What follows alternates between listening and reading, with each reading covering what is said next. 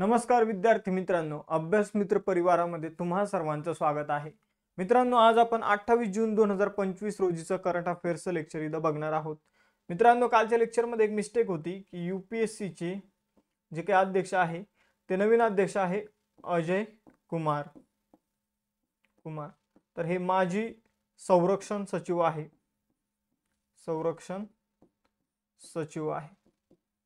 तर चुकून जो यूपीएससी संबंधित क्वेश्चन होता त्यामध्ये प्रीती सुदान हे होतं आणि मी पण तेच कंटिन्यू केलं होतं, तर ते अपडेट करायचं तिथे राहून गेलं होतं। तर अजय कुमार जे आहे ते यूपीएससीचे सध्याचे अध्यक्ष आहे, लक्षात ठेवा। आज आपण 28 जून 2025 चं करंट अफेअर्स इथं बघणार आहोत। जे मुलं डेली लेक्चर करतात ते लेक्चर लाईक करत चला। बघा मित्रांनो, आपण जर बघितलं लाईक करणाऱ्या मुलांची संख्या खूपच कमी आहे। मुलं येतात, लेक्चर करतात, ठीक आहे। तुमच्या एका लाईकने हे जे काही लेक्चर आहे त्या अभ्यासू विद्यार्थ्यांपर्यंत अजून पोहोचेल। तुमचा एक लाईक जो आहे तर तो कोणाच्या तरी जीवनामध्ये अजून समजून घ्या की त्याचा अभ्यास जो आहे तो सुखकर होऊ शकतो। त्याला करंट अफेअर्स करायचं असेल तर त्याला एक चांगला प्लॅटफॉर्म मिळू शकतो। तर यासाठी तुम्ही लेक्चरला कंटिन्यू लाईक करत चला, प्लस तुमच्या फायद्यासाठी तुम्ही टेस्ट क्वेश्चनचे आन्सर करत चला। जे काही टेस्ट क्वेश्चन आम्ही तुम्हाला विचारतो तर त्याचे उत्तर तुम्ही देत चला, ठीक आहे। कारण तुम्ही आज जर उत्तर दिले तर लॉंग टर्म साठी तुम्हाला या चालू घडामोडी लक्षात राहील। नाहीतर मग आपण जर बघितलं तर आज तुम्ही कराल आणि उद्या ते सरसपाट होऊन जाईल। टेस्ट क्वेश्चन तेच असतात, जे लेक्चर मध्ये कोर टॉपिक असतात ते तुम्हाला टेस्ट क्वेश्चनच्या स्वरूपात बघायला मिळतात। तर आता जास्त वेळ नको वाया घालवता आपण हे लेक्चर जे आहे ते सुरू करूया। चला सुरू करूया। मग पहिला क्वेश्चन आहे, फुलपाखरांच्या संवर्धनासाठी समर्पित भारतातील पहिलं फुलपाखरू अभयारण्य कोणत्या राज्यात स्थापन करण्यात आले आहे? तर भारतातील पहिलं फुलपाखरू अभयारण्य जे आहे ते केरळमध्ये स्थापन करण्यात आलेलं आहे। तर केरळमध्ये एक अरलम नावाचं वन्यजीव अभयारण्य होतं, त्यालाच आता अरलम फुलपाखरू अभयारण्य असं त्याचं नाव करण्यात आलेलं आहे। तर लक्षात घ्या, वन्यजीव संवर्धनाच्या आणि फुलपाखराच्या संवर्धनाच्या दिशेने एक ऐतिहासिक पाऊल जे आहे तर ते केरळ राज्य सरकारने उचललेलं आहे। अरलम वन्यजीव अभयारण्याचं नाव त्यांनी अरलम फुलपाखरू अभयारण्य असं ठेवलेलं आहे। फुलपाखरांसाठी राखीव असलेलं हे भारतातील पहिलं संरक्षित वनक्षेत्र बनलेलं आहे। इम्पॉर्टंट बाब आहे। हे अभयारण्य केरळमधील कन्नूर जिल्ह्यामध्ये आहे, लक्षात ठेवा। जैवविविधतेने समृद्ध पश्चिम घाटात वसलेले हे अभयारण्य आहे। यामध्ये 266 पेक्षा जास्त फुलपाखरांच्या प्रजातीची आतापर्यंत नोंद करण्यात आलेली आहे। इम्पॉर्टंट क्वेश्चन बघितला आणि त्याचबरोबर पहिल्या घडामोडीशी संबंधित आपण इथं प्रश्न बघितलेला आहे। काल सुद्धा आपण बघितलं होतं की भारतातील पहिली हायड्रोजन सेल बस जी आहे तर ती कुठे सुरू करण्यात आलेली आहे? तर हायड्रोजनवर आधारित सेल बस जी आहे मित्रांनो ती सुरू करण्यात आलेली आहे लेह लडाखमध्ये, बरोबर। हायड्रोजनवर आधारित फ्यूल सेल बस लेह लडाखमध्ये सुरू करण्यात आलेली आहे। त्या व्यतिरिक्त इतर महत्त्वाच्या ज्या काही पहिल्या घडामोडी आहेत 2025 मधील त्या बघूया। मिझोरम हे भारतातील पहिलं कार्यात्मक साक्षर राज्य जे आहे ते बनलेलं आहे, पूर्ण साक्षर राज्य बनलेलं आहे।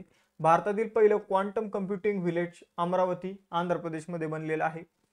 आपण जर बघितलं बँक ऑफ महाराष्ट्र ही पंचवटी एक्सप्रेस ट्रेनमध्ये एटीएम बसवणारी पहिली बँक आहे। Sudarshan Patnaik Fred Darrington sandmaster पुरस्कार मिळवणारे पहिले भारतीय आहे। भारतीय सैन्याने पहिल्यांदाच फायर FPV कामिकाझी ड्रोनची यशस्वी चाचणी पठाणकोट पंजाबमध्ये केली आहे।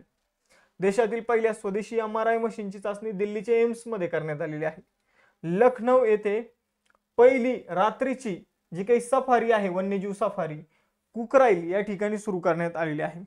भारतातील पहिले पाण्याखालील संग्रहालय जे आहे तर ते INS गुलदार आपल्या सिंधुदुर्ग मध्ये तयार केले जात आहे।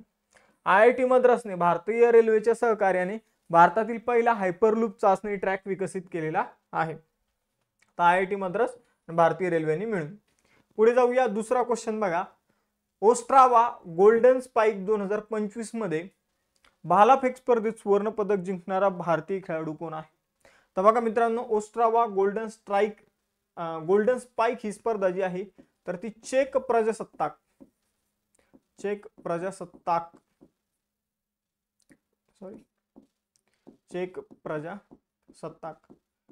किंवा याला चेक रिपब्लिक म्हणून सुद्धा ओळखलं जातं। तर या चेक प्रजासत्ताक मध्ये ओस्ट्रावा जे शहर आहे मित्रांनो, त्या ओस्ट्रावा शहरामध्ये एक ॲथलेटिक्सची स्पर्धा आयोजित करण्यात आली होती जिचं नाव होतं ओस्ट्रावा गोल्डन स्पाइक। यामध्ये चमकदार कामगिरी जी आहे तर ती भारताचा भालाफेकपटू नीरज चोप्राने केलेली आहे. त्याने या स्पर्धेमध्ये भालाफेक स्पर्धेमध्ये सुवर्ण पदक जिंकलेलं आहे. त्याने 85 मीटर पेक्षा जास्त इथं भाला फेकलेला आहे आणि असं करणारा तो एकमेव खेळाडू ठरलेला आहे. मग आपण जर बघितलं तर या स्पर्धेमध्ये 85 मीटर पेक्षा जास्त भाला फेकून त्याने एक विक्रम नोंदवलेला आहे, सुवर्ण पदक जिंकलेला आहे. 85.29 मीटरचं त्याने या स्पर्धेमध्ये भाला फेकला. या स्पर्धेमध्ये दुसरा कोणताही खेळाडू नव्हता ज्याने 85 मीटर पेक्षा जास्त इथं भाला फेकलेला आहे. तर आपण जर बघितलं तर याच्या पहिले सुद्धा नीरज चोप्राने अनेक स्पर्धा जिंकलेल्या आहे. त्यामध्ये त्याने 85 मीटरपेक्षा पण जास्त अधिक लांबीचा भाला फेकलेला आहे. पण कधी कधी परिस्थिती जी आहे तर ती अवलंबून असते. जसं की समोरून हवा असेल तर भाला जास्त दूरपर्यंत जात नाही. मग या स्पर्धेमध्ये 85 मीटरच्या पुढे कुणाच गेला नाही, पण नीरज चोप्राचा गेलेला आहे. पुढचा क्वेश्चन, कोणत्या राज्य सरकारने मंद गतीने शिकणाऱ्यांना ऑनलाईन उपचारात्मक वर्ग प्रदान करण्यासाठी विद्याशक्ती उपक्रम सुरू केलेला आहे? तुम्ही बघितलं असेल, आपण जेव्हा लहानपणी शाळेमध्ये होतो तर आपल्यापैकी काही जण जे आहे तर ते शिकण्यामध्ये थोडेसे ढिल्ले असतात. म्हणजे आपण जर बघितलं तर त्यांना समजण्याची स्पीड जी आहे ती थोडीशी कमी असते. आपण जर बघितलं लोक त्यांना चिडवतात की याला काही येत नाही, याला काही समजत नाही. पण मुळात तो प्रॉब्लेम नसतो. कधी कधी कॅच करण्याची स्पीड जी आहे ती कमी असते. आणि समजून घ्या की काही मुलांची कॅच त्यांना लवकर समजतं. मग त्यांना लवकर समजतं तर शिक्षक पुढे जातो. मग आपण जर बघितलं तर ज्यांना लवकर समजत नाही मग ते मागं राहतात. मग आपण जर बघितलं तर यासाठी एक विद्याशक्ती उपक्रम जो आहे तो आंध्र प्रदेश सरकारने सुरू केलेला आहे. शाळेचे तास संपले की या शाळेच्या तासाच्या व्यतिरिक्त जे अवघड विषय आहे जसं की गणित आहे, विज्ञान आहे, इंग्रजी आहे, यांचे सेपरेट क्लास घेतले जाईल आणि विद्यार्थ्यांना या सब्जेक्टमधील काही गोष्टी जर समजत नसेल त्या अधिक व्यवस्थितपणे समजून सांगितल्या जातील. तर विद्याशक्ती नावाचा उपक्रम जो आहे तो आंध्र प्रदेश सरकारने सुरू केलेला आहे. लक्षात ठेवायचं आहे. अतिशय चांगला आणि महत्त्वाचा उपक्रम आहे. 25 जून 2025 रोजी विद्याशक्ती नावाने एक नवीन महत्त्वाकांक्षी उपक्रम जो आहे तो आंध्र प्रदेश सरकारने सुरू केलेला आहे. लक्षात ठेवायचं आहे. आपण जर बघितलं तर यामुळे शाळेमध्ये जी काही विद्यार्थ्यांची गळती होते की माझं डोकं चालत नाही, मला काही येत नाही, मला परीक्षेमध्ये मार्क कमी पडतात. तर मार्क कमी कशामुळे पडतात? त्या विद्यार्थ्यांपर्यंत शिक्षक कुठेतरी ती गोष्ट समजवण्यामध्ये कमी पडतो. ठीक आहे, त्यामुळे त्या मुलाचा स्कोर कमी येतो, त्यामुळे त्या मुलाचे मार्क कमी येतात आणि त्यामुळे बरेचसे आई वडील किंवा पालक जे आहे ते गावाकडच्या भागात मुलांना शाळेतून काढून टाकतात. तर यामुळे गळतीचं प्रमाण सुद्धा कमी होणार आहे. शाळेमध्ये नोंदणीचं प्रमाण जे आहे ते वाढणार आहे सरकारी शाळांमध्ये. मग आपण जर बघितलं शाळे व्यतिरिक्त टाइममध्ये गणित, विज्ञान, इंग्रजी या विषयाचे अतिरिक्त तास जे आहे ते घेतले जाणार आहे. शाळेमध्ये ज्या विद्यार्थ्यांची समजून घेण्याची स्पीड वेगळी कमी असते तर त्या विद्यार्थ्यांसाठी हा उपक्रम सुरू करण्यात आलेला आहे. या उपक्रमाचं वैशिष्ट्य म्हणजे हा एक ऑनलाईन उपक्रम असेल. म्हणजे जसं आपण ऑनलाईन हे लेक्चर बघतोय तर त्याचप्रमाणे हा उपक्रम असणार आहे. पुढे जाऊया. चौथा क्वेश्चन, जून 2025 मध्ये इफ्कोने कोणत्या देशात पहिला परदेशी नॅनो खत प्रकल्प उभारण्याची घोषणा केली आहे? तर इफ्को म्हणजे आपण जर बघितलं तर Indian farmer fertiliser cooperative limited. काय इफ्कोचं फुल फॉर्म काय? Indian farmers fertiliser cooperative limited. तर आपण जर बघितलं तर भारतीय शेतकऱ्यांसाठी महत्त्वाचे खतं बनवणारी एक कंपनी आहे इफ्को. मग इफ्कोने कोणत्या देशात पहिला परदेशी नॅनो खत प्रकल्प उभारण्याची घोषणा केलेली आहे? तर इफ्को कंपनी आता विदेशात आपले खत प्रकल्प ओपन करणार आहे आणि तिने पहिला परदेशी खत प्रकल्प जो आहे तो ब्राझील देशामध्ये ती सुरू करणार आहे आणि तो नॅनो खत प्रकल्प जो आहे तर ती सुरू करणार आहे. आता नॅनो खत काय भानगड आहे? तर इथं तुम्ही बघू शकता की या काय आहे, छोट्या छोट्या बॉटल्स आहे. या छोट्या बाटल्यामध्ये एक बाटली जी आहे ती नॅनो युरिया प्लस म्हणून लिहिलेलं आहे आणि दुसऱ्या बॉटलवर नॅनो DAP म्हणून लिहिलेलं आहे. तर बघा मित्रांनो, मी जेव्हा लहान होतो, माझे वडील सुद्धा शेतकरी आहे, तर आमच्या शेतामध्ये काय केलं जायचं, युरियाच्या गोण्या असायच्या. जेव्हा आम्ही कापूस लावायचो शेतामध्ये तर कापसाच्या आजूबाजूला काय करायचो, युरिया खत टाकायचो. ठीक आहे, युरिया टाकायचो आणि युरिया सोबत DAP नावाचं खत सुद्धा आम्ही शेतामध्ये टाकायचो, दरवर्षी टाकायचो. मग आपण जर बघितलं तर युरिया, DAP ही जी काही खतं आहे तर या इफ्को कंपनीने काय केलेले आहे, पहिले ती गोण्यांमध्ये द्यायची. आता गोण्यांमधलं खत जे आहे ते एका छोट्या बॉटलमध्ये ती देते. त्याला म्हटलं तर नॅनो युरिया, नॅनो DAP. म्हणजे पूर्ण गोणीमध्ये खत जेवढं इफेक्टिव्ह असतं तेवढं एका छोट्या बॉटलमधलं खत इफेक्टिव्ह असतं.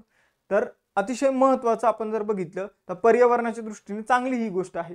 कारण पर्यावरणाच्या दृष्टीने जर आपण बघितलं तर खूप सारं खत आपण जमिनीमध्ये टाकलं, ठीक आहे, तर पावसाच्या पाण्याबरोबर त्यातलं बरेचसं खत जे आहे ते नदी तलावामध्ये आपल्याला जाऊन तिथं मिश्रण होताना बघायला मिळतं आणि त्यामुळं पाण्याचं प्रदूषण होताना आपल्याला दिसतं. त्यामुळं जी काही पाण्याखालील जीवन आहे ते कुठेतरी धोक्यात आलेलं आपल्याला दिसतं. मग आपण जर बघितलं तर यावर उपाय म्हणून आपण जर बघितलं तर लिक्विड स्वरूपामध्ये DAP युरिया नॅनो स्वरूपामध्ये आपल्याला बघायला मिळतो, जो जमिनीमध्ये लगेच काय होतो, मिश्रित होतो आणि याची क्वांटिटी जी आहे ती सुद्धा कमी असते. यामुळं काय होणार आहे, तर आपण जर बघितलं तर यामुळं या खताचा वापरामुळं शाश्वत शेती जी आहे तर तिला कुठेतरी प्रोत्साहन मिळणार आहे. त्याचबरोबर खतांचा वापर सुद्धा कमी प्रमाणात होणार आहे. तर ब्राझीलमध्ये जो पहिला परदेशी नॅनो खत प्रकल्प इफ्को ओपन करणार आहे, तर इफ्को तिची उपकंपनी जी आहे इफ्को नॅनोव्हेन्शन, तर हिच्या मार्फत आणि ब्राझीलची एक कंपनी आहे नॅनोफर्ट, या दोघांनी मिळून हा उपक्रम आपण जर बघितलं ब्राझीलमध्ये सुरू करण्याचा निर्णय घेतलेला आहे. या उपक्रमामध्ये 70% पैसा इफ्कोचा असेल आणि 30% पैसा ब्राझिलियन कंपनी नॅनोफर्टचा असणार आहे. तर हरित शेतीला प्रोत्साहन देणे, खतांचा वापर कमी करणे, शाश्वत शेतीसाठी आंतरराष्ट्रीय भागीदारी मजबूत करणे, तर हा या पाठीमागील उद्देश आहे. आय होप तुम्हाला हा टॉपिक इथं क्लिअर झाला असेल. पुढे जाऊया 5वा क्वेश्चन. 7वी हेलिकॉप्टर आणि लघु विमान शिखर परिषद जी आहे 2025 कुठे आयोजित करण्यात आलेली आहे, तर हेलिकॉप्टर आणि लघु विमान शिखर परिषद पुण्यामध्ये आयोजित करण्यात आलेली आहे. तर हेलिकॉप्टरचा आणि छोट्या विमानांचा वापर वाढावा यासाठी ही परिषद पुण्यामध्ये आयोजित करण्यात आली होती. मग आपण जर बघितलं तर नागरी विमान वाहतूक मंत्रालयाने, त्याचबरोबर नागरी विमान वाहतूक मंत्रालय, महाराष्ट्र सरकार, पवन हंस नावाचा एक ग्रुप आहे जो खासगी तत्वावर विमान वाहतूक करतो, हेलिकॉप्टर वगैरे सुविधा पुरवतो, आणि FICCI या तिघांनी मिळून नागरी विमान वाहतूक मंत्रालय, महाराष्ट्र, पवन हंस आणि FICCI यांच्या सहकार्याने पुण्यात 7व्या हेलिकॉप्टर लघु विमान शिखर परिषदेचं आयोजन करण्यात आलेलं आहे. आपण जर बघितलं तर केंद्रीय विमान वाहतूक मंत्री जे आहे, तर ठीक आहे, इथे नागरी विमान वाहतूक मंत्रालय पण आहे आणि इथं महाराष्ट्र सरकारचा पण समावेश आहे. ठीक आहे, तर हे केंद्र सरकारचं मंत्रालय आहे. ठीक आहे, ही गोष्ट लक्षात घ्या, कारण इथं आपल्याला केंद्रीय मंत्री बघायला मिळत आहे. केंद्रीय नागरी विमान वाहतूक मंत्री राम मनोहर नायडू किंजरापू हे पण उपस्थित होते, आणि आपण जर बघितलं ते अध्यक्ष होते. नागरी विमान वाहतूक राज्यमंत्री जे आहे श्री मुरलीधर मोहोळ हे सुद्धा पाहुणे म्हणून उपस्थित होते. तर किती जणांनी या परिषदेचं आयोजन केलं? नागरी विमान वाहतूक मंत्रालय, महाराष्ट्र सरकार, पवन हंस ग्रुप आणि FICCI. मग आपण जर बघितलं तर अध्यक्ष कोण होते? केंद्रीय नागरी विमान वाहतूक मंत्री. आणि आपण जर बघितलं तर नागरी विमान वाहतूक राज्यमंत्री मुरलीधर मोहोळ हे पाहुणे होते आणि अध्यक्ष राम मनोहर नायडू किंजरापू हे होते. पुढे जाऊया. आपण जर बघितलं तर मी तुम्हाला सांगितलेला आहे की प्रादेशिक संपर्क वाढवणे, हेलिकॉप्टर लहान विमानाच्या वापराला प्रोत्साहन देणे आणि विमान वाहतूक पायाभूत सुविधा मजबूत करणे. पुढे जाऊया 6वा क्वेश्चन, अतिशय महत्त्वाचा आहे. जून 2025 मध्ये अदानी ग्रुपने भारतातील पहिला off grid 5 megawatt green hydrogen pilot plant कुठे सुरू केलेला आहे? तर 5 मेगावॅटचा ग्रीन हायड्रोजन पायलट प्लांट जो आहे अदानी ग्रुपने कच्छ गुजरातमध्ये सुरू केलेला आहे. तर लक्षात ठेवा, आपण जर बघितलं तर हा जो प्लांट आहे ती अदानी एंटरप्राइजेस लिमिटेडची एक कंपनी आहे, अदानी न्यू इंडस्ट्रीज लिमिटेड, जिचं शॉर्टकटमध्ये नाव अनिल आहे. तर यांनी हा प्रकल्प जो आहे तो विकसित केलेला आहे. या प्रकल्पाअंतर्गत हरित हायड्रोजनचं उत्पादन जे आहे ते घेतलं जाणार आहे. मग हा ग्रीन हायड्रोजन काय असतो काय नाही या सगळ्या गोष्टी आपण इथं बघणार आहोत. तर बघा मित्रांनो, हायड्रोजन जो आहे तर त्याची आपल्याला वेगवेगळ्या ठिकाणी गरज भासते. हायड्रोजनची आपल्याला वेगवेगळ्या ठिकाणी गरज भासते. मग समजून घ्या की हायड्रोजन आपण तयार करत असेल जर इथं नवीकरणीय ऊर्जा स्रोताचा वापर करून, जसं की सोलार एनर्जीचा, त्यानंतर पवन ऊर्जेचा. मग यांचा वापर कसा हायड्रोजन तयार करण्यासाठी होतो? तर सिंपल, यांच्यापासून आपण काय तयार करतो? तर ऊर्जा तयार करतो, विद्युत ऊर्जा तयार करतो. या नवीकरणीय स्रोतापासून आपण विद्युत ऊर्जा तयार करतो आणि यापासून विद्युत ऊर्जा तयार करून आपण विद्युत ऊर्जा आणि पाणी यांच्या माध्यमातून काय करतो? तर ऑक्सिजन आणि हायड्रोजनला सेपरेट करतो आणि ऑक्सिजन आणि हायड्रोजनला सेपरेट करून आपण त्याचा साठा करतो आणि अशा प्रकारे तयार होतो हायड्रोजन. पण हा हायड्रोजन तयार करण्यामध्ये जी आपण वीज वापरलेली आहे ती नवीकरणीय ऊर्जा स्रोतापासून मिळालेली आहे. मग आपण जर बघितलं तर इथं नवीकरणीय ऊर्जा स्रोतांचा वापर झालेला आहे, म्हणून या हायड्रोजनला, तयार झालेल्या हायड्रोजनला ग्रीन हायड्रोजन म्हटलं जाईल. आणि हा हायड्रोजन जो आहे तो फर्टिलायझर म्हणजे खतांमध्ये, रिफायनरीज म्हणजे जिथं पेट्रोल डिझेल वगैरे या गोष्टी बनवल्या जातात तिथे, स्टील बनवण्यामध्ये, केमिकल्स बनवण्यामध्ये, हिटिंगमध्ये, ट्रान्सपोर्टमध्ये, आता तर हायड्रोजनवरील वाहनं सुद्धा यायला लागलेले आहे. पॉवर जनरेशनमध्ये हा हायड्रोजन जो आहे तो वापरला जातो. ठीक आहे. तर अतिशय महत्त्वाचा प्रश्न आपण इथे बघितलेला आहे. तर अदानी ग्रुपने भारतातील पहिला 5 मेगावॅट ग्रीन हायड्रोजन प्लांट जो आहे तो कच्छ गुजरातमध्ये सुरू केलेला आहे. तर तिथं हायड्रोजन बनवण्यासाठी 5 मेगावॅट ऊर्जेचा वापर जो आहे तो केला जाणार आहे. लेक्चरमध्ये पुढे जाण्या अगोदर आपण राज्यसेवा कंबाईन साठी फाउंडेशन बॅचेस सुरू केलेले आहे. राज्यसेवेच्या फाउंडेशन बॅचमध्ये तुम्हाला NCERT, state board, test series, live lecture, recorded lecture, answer writing, notes या सगळ्या गोष्टींचा समावेश मिळेल. तर कंबाईनच्या बॅचमध्ये तुम्हाला स्टेट बोर्ड, टेस्ट सिरीज, आपण जर बघितलं live lecture, recorded lecture, notes या सगळ्या गोष्टींचा समावेश बघायला मिळेल. बेसिक टू ॲडव्हान्स दोन्ही बॅचेस 12 महिन्याचा कालावधी आहे. या बॅचेसची फी 30 तारखेला वाढणार आहे, म्हणून लवकरात लवकर तुम्ही तुमचा प्रवेश जो आहे तो निश्चित करायचा आहे. तुमच्यापैकी बऱ्याचशा विद्यार्थ्यांनी ऑलरेडी ॲडमिशन घेतलेलं आहे. बघा 30 तारखेपासून फी वाढणार आहे, त्यामुळं तुम्ही लवकरच आपला प्रवेश निश्चित करा. जे मुलं ॲडमिशन घेणार आहे, जे प्रोसिजरमध्ये आहे, तर त्यांनी त्यांची प्रोसिजर लवकर कंप्लीट करून टाका. राज्यसेवेची विजयश्री बॅच, जर तुम्हाला पूर्वपरीक्षेसाठी जास्त कालावधीसाठी बॅच पाहिजे असेल तर आपल्याकडं विजयश्री बॅच आहे. तिचं सिलेबस ऑलमोस्ट कंप्लीट होत आलेला आहे. त्याचबरोबर कंबाईन ग्रुप सी साठी यशोदय बॅच आपण सुरू केलेली आहे मेन्ससाठी. पुढे जाऊया. 1 तारखेपासून फक्त पूर्वपरीक्षेची जर बॅच पाहिजे असेल तुम्हाला 2025 मध्ये होणाऱ्या ग्रुप बी आणि ग्रुप सी साठी, तर विजेता बॅच 1 आपण सुरू करत आहोत. राज्यसेवा पूर्वपरीक्षेसाठीच फक्त बॅच पाहिजे असेल तर विजयश्री बॅच 2 आपण सुरू करत आहोत. आणि यशस्वी नावाची टेस्ट सिरीज जी आहे ती सुद्धा आपण सुरू करत आहोत राज्यसेवेसाठी. मग राज्यसेवेचे ज्यांनी बॅचेस घेतलेले आहेत त्यांना ही test series free of cost मिळून जाईल. मग आपण जर बघितलं तर आपल्याकडे 21,000 PYQ ची स्पष्टीकरणासह बॅच आहे. टॉपिकनुसार, विषयानुसार हे PYQ तुम्हाला बघायला मिळेल. 18 महिन्यांचा कालावधी आणि 100 विद्यार्थ्यांना फीमध्ये डिस्काउंट असेल. बघा, हर्षाली मॅडमने भूगोल ऑप्शनलची देखील बॅच जी आहे ती सुरू केलेली आहे. आता या बॅचेसची माहिती आम्ही का देतोय, कारण जर बघितलं तर बरेचसे मुलांना अशा बॅचेस घेतात जिथं फी 35,000, 30,000, 40,000, 50,000 आहे आणि त्यानंतर अभ्यास मित्राकडे येतात की सर आम्हाला व्यवस्थित शिकवलं जात नाहीये, आम्हाला तुमचं शिकवणं आवडतं, आपल्या टीमचं शिकवणं आवडतं आणि मग आम्हाला तुमच्याकडे बॅच घ्यायची आहे. मग तिकडं सगळीकडे फिरून येण्यापेक्षा पहिलेच तुम्हाला योग्य ते मार्गदर्शन देण्याचा अभ्यास मित्राचा प्रयत्न आहे. त्यामुळे आजच अभ्यास मित्राचा ॲप डाउनलोड करा. त्याचबरोबर ॲप डाउनलोड केल्यानंतर तुम्हाला जी बॅच पाहिजे ती सिलेक्ट करा. इथे खाली ऑप्शन आहे परीक्षेनुसार, मग ते सिलेक्ट केल्यानंतर बॅचवर क्लिक करा. खाली तुम्हाला काही इथं माहिती दिसेल तर तिच्या खाली अजून स्क्रोल करा बॅचची वैशिष्ट्यांच्या खाली आणि मग तुम्हाला खाली एक ऑप्शन दिसेल have a coupon code. Already 50% discount तर बॅचवर दिलेला आहे मित्रांनो. त्याचबरोबर ॲडिशनल डिस्काउंटसाठी माझा कुपन कोड तुम्ही इथे टाका. या ऑप्शनवर क्लिक केल्यानंतर CJ लाईव्ह तुम्हाला फी 50% डिस्काउंट झालेली बघायला मिळेल. अप्लायवर क्लिक करा. फी अजून डिस्काउंट झालेली दिसेल तर तिथं बाय नाववर क्लिक करा आणि तुमची ॲडमिशन प्रक्रिया पूर्ण करा. या बॅचमध्ये विशिष्ट टाइम टेबल दिला जातो कोणती बॅच घेतली तर, आणि त्यानुसार लेक्चर होतात. या नोट्स तुम्हाला मिळून जाईल बॅच जॉईन केल्या. आता या नोट्स तुम्ही सेपरेटही विकत घेऊ शकता अभ्यास मित्राच्या नोट्स पॅकच्या माध्यमातून. पुढे जाऊया. 7वा क्वेश्चन. द इमर्जन्सी डायरीज हे पुस्तक कोणी प्रकाशित केलं आहे? तर इमर्जन्सी डायरीज हे पुस्तक जे आहे ते अमित शहांनी प्रकाशित केलेलं आहे. केंद्रीय गृहमंत्री अमित शहा यांनी 26 जून 2025 रोजी नवी दिल्लीमध्ये एक कार्यक्रम आयोजित करण्यात आला होता. संविधान हत्या दिनाच्या संविधान हत्या दिन कार्यक्रमा निमित्ताने केंद्रीय गृहमंत्री अमित शहा यांनी the emergency diaries years that forge a leader या पुस्तकाचं प्रकाशन केलेलं आहे. मग आपण जर बघितलं तर हे संविधान हत्या दिन काय आहे तर ते सुद्धा आपण बघणार आहोत.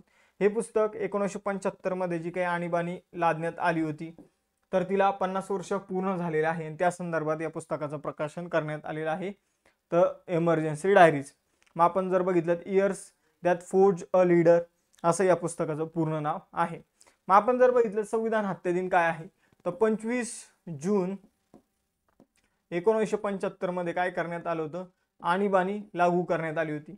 आणि ही आणीबाणी जी आहे तर ती संविधानातील काही शब्दांचा वेगळ्या प्रकारे वापर करून लागू करण्यात आली होती. संविधानामध्ये अंतर्गत अशांतता शब्द होते आणि अंतर्गत अशांतता नेमकं याचा अर्थ काय आहे हा कोणाला माहित नव्हता आणि या शब्दांचा वापर करून इंदिरा गांधीजींनी त्यावेळी आणीबाणी लागू केली होती. मग आपण जर बघितलं तर आणीबाणी त्यावेळी लागू करण्यात आली आणि ती आणीबाणी जी आहे तर त्या आणीबाणीमध्ये बऱ्याचशा अपोजिशन मधल्या लोकांना काय करण्यात आलं, जेलमध्ये टाकण्यात आलं. लोकसभेचा कालावधी जो आहे तो 5 वर्षावरून आपण जर बघितलं त्या काळात 6 वर्ष सुद्धा करण्यात आला होता. आपण जर बघितलं त्या आणीबाणीच्या कालखंडामध्ये ज्या काही गोष्टी करण्यात आल्या किंवा संविधानाचा जो काही संविधानातील तरतुदी किंवा लूप होल्सचा जो काही वापर करण्यात आला त्यामध्ये ते जे काही लूप होल्स आहे तर त्यांना क्लोज करण्याचं काम केलं 44वी घटना दुरुस्ती 1978 ने. मग आपण जर बघितलं तर आणीबाणी लागू करणारा जो दिवस आहे 25 जून 1975 याला आता 25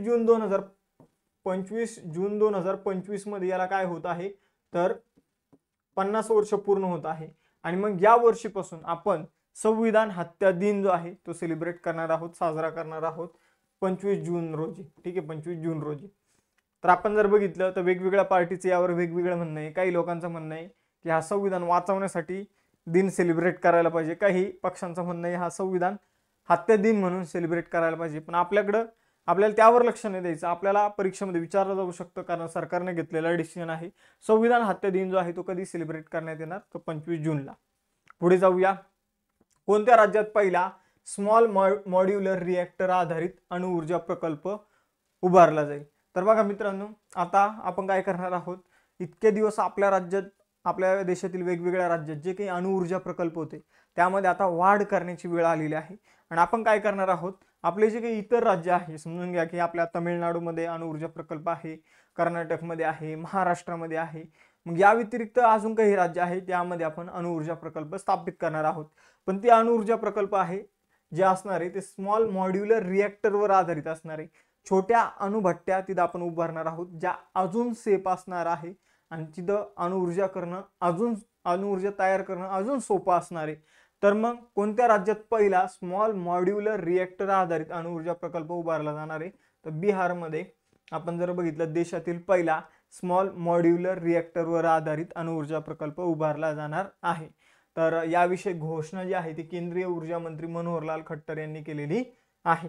आपण जर बघितलं तर स्मॉल मॉड्युलर रिएक्टर अणुऊर्जा प्रकल्प काय असतो तर वीज निर्मितीसाठी डिझाईन केलेले लहान, सुरक्षित आणि लवचिक अणुभट्ट्या असतात. देशात नवीन अणुऊर्जा मोहिमेअंतर्गत पहिला अणुऊर्जा प्रकल्प उभारणाऱ्या भारतातील पहिल्या 6 राज्यापैकी बिहार एक असेल आणि बिहार पहिले राज्य असणार आहे. पुढे जाऊया. हे जे नवीन राज्यात आपण अणुभट्ट्या उभारत आहोत त्यामध्ये बिहार पहिले. पुढे जाऊया. केंद्र सरकारने कोणत्या राज्यात आंतरराष्ट्रीय पोटॅटो सेंटरच्या दक्षिण आशियाई प्रादेशिक केंद्राच्या स्थापनेला मान्यता दिली? तर एक आंतरराष्ट्रीय पोटॅटो सेंटर आहे. तर आंतरराष्ट्रीय पोटॅटो सेंटरचं दक्षिण आशियामध्ये प्रादेशिक केंद्र आपण स्थापन करणार आहोत. ते म्हणजे कुठं तर उत्तर प्रदेशमध्ये. आणि उत्तर प्रदेशमध्ये पण कुठं तर उत्तर प्रदेशमध्ये जर आपण बघितलं तर आग्रा जिल्ह्यातील सिंघणा या ठिकाणी आपण आंतरराष्ट्रीय जे काही पोटॅटो सेंटर आहे तर त्याचं प्रादेशिक केंद्र स्थापन करणार आहोत. तर शेतकऱ्यांना सुधारित, रोग प्रतिरोधक आणि प्रक्रिया अनुकूल बटाट्यांच्या जाती उपलब्ध करून देणं, उच्च दर्जाचे बियाणे उपलब्ध करून देणं आणि जागतिक सहकार्याने कृषी संशोधनाला चालना देणं या उद्देशाने हा निर्णय घेण्यात आलेला आहे. पुढे जाऊया. 10वा क्वेश्चन. जागतिक आण्विक आपत्कालीन सराव CONEX-3 2025 कोणत्या देशात आयोजित करण्यात आला? तर जेव्हा समजून घे की एखाद्या देशावर एका दोन देशामध्ये जेव्हा आण्विक युद्ध सुरू होईल किंवा जगामध्ये समजून घ्या की जेव्हा अणुबॉम्ब एकमेकावर डागले जातील तर तेव्हा नागरिकांनी काय करायला पाहिजे त्याविषयीचं ड्रिल जे आहे CONEX-3 जे आहे CONEX-3 तर ते कोणत्या देशात आयोजित करण्यात आलेले आहे तर रोमानियामध्ये आयोजित करण्यात आलेलं आहे. मग आपण जर बघितलं तर आंतरराष्ट्रीय अणुऊर्जा एनर्जी जी आहे इंटरनॅशनल ॲटॉमिक एनर्जी आपण म्हणूया असोसिएशन जे आहे तर यांच्याद्वारे CONEX-3 जो आहे तर हा एक सराव जो आहे तर त्याचं आयोजन रोमानियामध्ये करण्यात आलेलं आहे. हा सर्वात जटिल लेवल 3 सराव होता ज्यामध्ये एकदम व्यवस्थितपणे लोकांना समजून सांगण्यात आलेलं आहे की ज्यावेळी एखाद्या देशावर अणुऊर्जेचा आघात होईल तेव्हा कशा प्रकारे तुम्ही रिॲक्ट करायला पाहिजे. पुढचा क्वेश्चन आहे. भारतातील आजपर्यंतचा सर्वात मोठी आदिवासी सशक्तीकरण चळवळ धरती आबा जनभागीदारी अभियान 2025 कोणाच्या स्मरणार्थ समर्पित आहे? तर भारतातील आजपर्यंत सगळ्यात मोठी आदिवासी सशक्तीकरण चळवळ जी आहे धरती आबा जन भागीदारी अभियान, तर ही मित्रांनो बिरसा मुंडा यांना समर्पित आहे. धरती आबा म्हणजे पृथ्वीचे पिता असं कुणाला म्हटलं जातं, तर बिरसा मुंडा यांना म्हटलं जातं. लक्षात ठेवा, पृथ्वीचे पिता कोण आहेत, तर असं कुणाला म्हटलं जातं, तर बिरसा मुंडा यांना म्हटलं जातं. मग आपण जर बघितलं धरती आबा जन भागीदारी अभियान 2025 आपण सुरू केलेलं आहे. या अभियानाअंतर्गत काय केले जाणार आहे, तर आदिवासी समुदायाला त्यांच्या योजनांबाबत अवेअर केलं जाणार आहे आणि त्यांचा जो काही बेनिफिट आहे, लाभ जो आहे तो त्यांच्यापर्यंत पोहोचवला जाणार आहे. ही एक 15 दिवसांची मोहीम आहे. या 15 दिवसांमध्ये या सगळ्या गोष्टी केल्या जाणार आहे. ही मोहीम 15 दिवसांची कधी आहे, तर 15 ते 30 जून या दरम्यान ही मोहीम जी आहे तर ती राबवली जाणार आहे. लक्षात ठेवा. पुढे जाऊया. आपण जर बघितलं तर या सगळ्या गोष्टी आता मी तुम्हाला सांगितलेल्या आहे. या योजनेचे उद्दिष्ट आदिवासी समुदायांना सक्षम करणे आणि त्यांचा सहभाग सुनिश्चित करणे. जे काही योजना आहे त्यांचा लाभ उपलब्ध करून देणे. धरती आबा कुणाला म्हटलं जातं, तर भगवान बिरसा मुंडा यांना म्हटलं जातं, पृथ्वीचे पिता. पुढे जाऊया. 12वा क्वेश्चन. भारतातील 7 वर्षाखालील ते 19 वर्षाखालील बुद्धिबळ खेळाडूंना आर्थिक मदत देण्यासाठी कोणत्या संस्थेने top national player scholarship scheme सुरू केली आहे? तर भारतात 7 वर्षाखालील आणि 19 वर्षाखालील बुद्धिबळ खेळाडूंना आपण जर बघितलं आर्थिक मदत उपलब्ध करून देण्यासाठी top national player scholarship scheme जी आहे ती ऑल इंडिया चेस फेडरेशनने सुरू केलेली आहे.